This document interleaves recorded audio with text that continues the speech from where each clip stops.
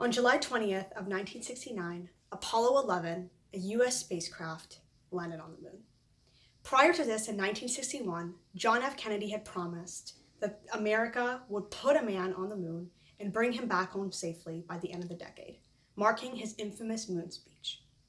Now, putting a man on the moon or going to the moon seemed like an achievable goal now, something that is inevitable, something that can be accomplished. But 1961 was a completely different time. People didn't believe in impossible things. People didn't believe in moonshots. When the moon landing was finally accomplished, it didn't only prove America to be ahead of its time in terms of technology and achievement, but it also coined the term moonshots, the possibility of believing and executing impossible things. During 5th grade, I actually had the privilege of visiting the NASA Center and touring the area where they first launched the man-made mission to the moon. I saw a quote by John F. Kennedy that really resonated with me. It said, "Every accomplishment starts out with a decision to try." We all have a time that we can look back to when we accomplished something great, something that seemed impossible at the time, whether it was landing that summer internship, getting that job we always wanted, or getting 100% on a test. We all know what achievement and accomplishment feels like. But we often forget that the first step towards that achievement was our willingness to try. We never would have landed that summer internship or got that test grade we always wanted if we didn't put in the work, if we didn't believe that we could actually do it, even if it seemed impossible at the time. Results and achievements are determined by the work that you put in, and also just deciding that I want to take a step forward and try it. Naturally, growing up, I was a moonshot thinker, someone who used to use your imagination and think big. I loved building things and putting things together and imagining a better version of the world. We're all a product of our thoughts, of our imagination. So why not think big? Why not think bigger? Why not take a different approach than the person sitting beside you? Why not think out of the box? One thing that I've noticed by being involved in the tech industry is that things don't change when everything is the same. We don't grow from conventional thoughts. We grow from unconventional thinking. We don't rely on complacency to progress the human race. We rely on change. We rely on imagination. We rely on moonshot thinking. As I started to learn about exponential technologies and how we can solve problems with it, essentially use technology as a tool to solve some of the world's biggest problems, I started getting in touch with my imagination again. I started believing in moonshots again. I will say one of the reasons why I felt so in touch with my imagination and started thinking outside of the box again is because I started believing in a different version of the world, a better version of the world, powered by technologies like virtual reality, 3D printing, neurotechnology, cutting-edge technologies that can really have huge impact on our population. I started to explore these technologies. I started finding powerful intersections between them. How can we combine two different technologies and make them solve a really big problem? I found a lot of intersections, and one of the most intersections that I deep dive into was the power of space technology and virtual reality. How can we bring better health frameworks and medical care to space? We've definitely progressed so much as a human race, from the first time that we decided to put a man on the moon to now wanting to seek life in other habitable planets like Mars. From enterprises like NASA trying to start a whole new era of space exploration and put a whole group of people on Mars by 2024, to SpaceX's mission being to make life multi-planetary, we've definitely come a long way in terms of understanding these moonshot concepts and a whole new world or a whole new universe. But along with all these exploration and moonshots, we've also started to see an increasing amount of problems that we've been able to identify and need to combat, specifically towards astronauts' health and well-being in space. One of the most prevalent issues in terms of astronauts' health is cardio systems not being as strong once astronauts travel to space. Respiratory and lung issues prove to be another problem that many astronauts are facing due to their unique living situations. And a recent study came out where scientists are trying to explore the link between lunar dust and how it could have a significant, serious effect on future astronauts' lungs in space. Through a recent research study done on lunar dust samples, it showed that almost about 90% of neurons and human DNA cells died while being exposed to these lunar dust samples. Right now, to combat a lot of these issues, scientists are prescribing balanced and healthy diets to be able to help astronauts regain muscle mass and strength in space. A new wearable came out where shirts are being used to monitor heartbeat and vital signs and relay those messages back to Earth. This is called a biomonitor. The smart shirt can also be worn during sleep to monitor exercise and the performance of astronauts in space. The system is designed easily to send information to and from Earth, where scientists can monitor astronauts' health 24/7 as they are in space and orbit around the planet. Here's where the power of technologies like virtual reality come in. Recently, there's a lot of reports and articles been surfacing on combining virtual reality and using it to boost the mental health of astronauts in space and also giving them different simulations to work off of. If you've been following the 3-year Mars journey like I have, then you would know that virtual reality is already being used to not only boost the mental health of astronauts in space, but also give them these live simulations to work off of. So if they throw on a VR headset, they literally be able to view space as if it's already there, putting them into an environment where they have to practice all the same actions as if they were actually there. A virtual reality company has been resurfacing called AI that actually thinks they might have the key to be able to connect astronauts in space to people down on Earth using virtual holographic images. 8AI has a special volumetric video system that has a bunch of different 3D cameras. And these 3D cameras take pictures, detailed pictures of what you can call human subjects, and then literally drops them into virtual landscapes or virtual environments. Literally a virtual reality stimulator. We could possibly even use these systems to keep track of astronauts' health in space, allowing them to communicate with doctors, physicians, or specialists down back on Earth. I know, it sounds like some pretty crazy and honestly unrealistic stuff, but that's what a lot of these space technologies are built on, is diving into these moonshot ideas, thinking of something bigger and brighter that we could do, and working on a vision to be able to execute. Time, we're starting to see different patterns with the way technology works, and neurotech is no different. As we've grown into a society of research and exponential innovation, that innovation in neurotech has also had a much increasing growth curve.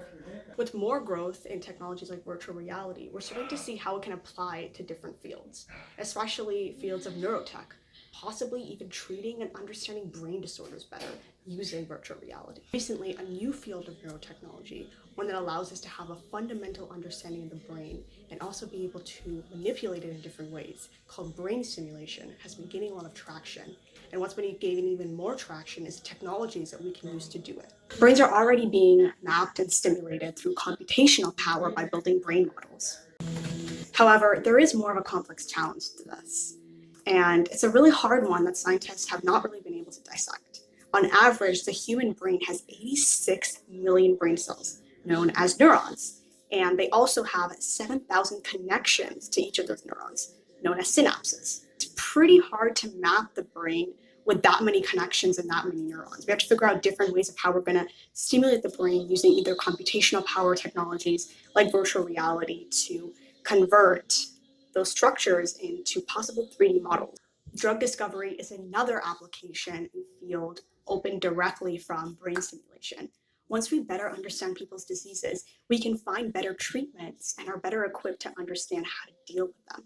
When I take a look at all these different areas of interest, whether it's neurotechnology or space technology or even the global health crisis, one thing that I realized is that the bigger the problem, the bigger the opportunity.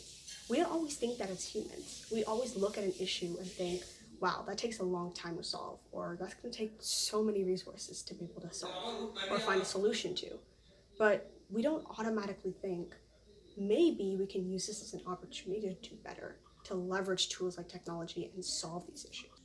And while I was doing my deep dive into problems that exist in the world, I realized one main problem, a really big fundamental one, is global health. And that's why this worldwide healthcare efficiency inspired me to take matters into my own hands and kind of pair it with technology. How can we use virtual reality to combat problems in global health? To give more context, we're lucky enough to be living in a part of the world where the evolution of health is constantly growing, with new innovations coming out left and right faster than we can ever imagine. But developing countries can't do the same thing. I mean, if you look at their timeline of innovation, their timeline of growing technology, it's a constant, the same. Nothing ever changing, growing, or developing, simply because they don't have the resources to be able to do so.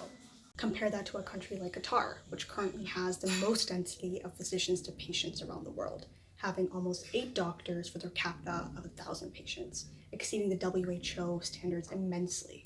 And that's why for the past few months, I've been working on a really cool project that integrates virtual reality with global health. Not necessarily looking at technology and problems in a different way, but using them so we can create a powerhouse, an intersectional powerhouse, and be able to solve those problems using emerging technology by creating this idea of virtual hospitals, a way for doctors and patients from all parts of the world to connect over a similar platform and get diagnosed better and feel like they have someone who's taking care of them, so we can increase that demand and that supply of doctors. We would even be able to communicate with patients in real time and be able to question them on what's wrong, what are their symptoms, and really analyze their diseases, organ systems, or whatever's wrong in the 3D form. Virtual hospitals, I'm trying to figure out a way that we completely can change the technology that's used for telemedicine, go off of the concept of telemedicine, which is connecting doctors and patients from all parts of the world, but use virtual reality instead. What if there is a way that we can deploy virtual reality in different clinics around the world and have doctors and patients connect over a similar interface so they can interact, doctors can give a better diagnosis to patients, and even be able to see them virtually or their organs and organ systems in 3D. To demonstrate what this vision of the future will look like, I created a virtual hospital model using virtual reality software. And this is a 3-dimensional model of virtual surgery and basically an MRI scan taking place at the hospital, the virtual hospital, using the Autodesk and Google VR software to deploy how a vision of the setting would look like in the virtual world. You can also think of this as like characters in a video game and how they're able to interact with each other. VR is basically the stimulator of these senses to make them feel as if they're physically in that hospital. VR has a power to literally take whatever your environment is and almost turn it into a reality. Using SLAM, a feature of virtual reality, we can detect an object's motion in real time and translate that to the virtual world.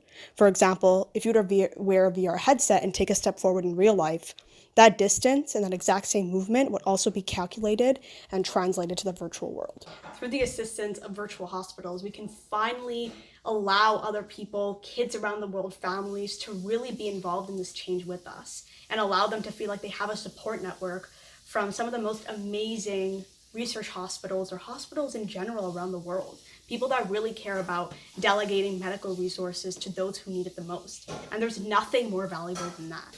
I'm sure we can all conclude that a lot of things that did not seem in our realm of possibility a little over 50 years ago are now our new reality. But it's not enough to just end the discussion there. We have to find a way to create a dynamic shift in the process that doesn't only allow us to focus on the technology and the future of tomorrow, but figure out how we can combine emerging technology and create intersections to solve problems we're experiencing today in terms of space technology, global health, what's going on in our brain, important issues like climate change, and really cater that towards our existing population right now. And hopefully technologies like brain mapping, robotic surgery using virtual reality, or virtual hospitals can play a huge part in that role. One thing's for sure, and our past does prove this, is that we never achieve anything when we're complacent or we're okay with the way things are. We're always innovating, we're always thinking of something new. All it takes is for someone to come up with an idea that seems audacious. But our world runs on audacious ideas. Our world runs on ideas that seem impossible at the time. We just keep fueling them with different tools like technology to be able to solve them. When I was much younger, I used to build things, and that was a favorite childhood memory of mine. Just putting things together with Lego blocks, figuring out a way that I can make towers and make existing products built out of Legos and building blocks. If you think about it now, technology is exactly like those Legos. There are tools that can be used for a much greater purpose. Except from just building towers, we can build things that can save people's lives.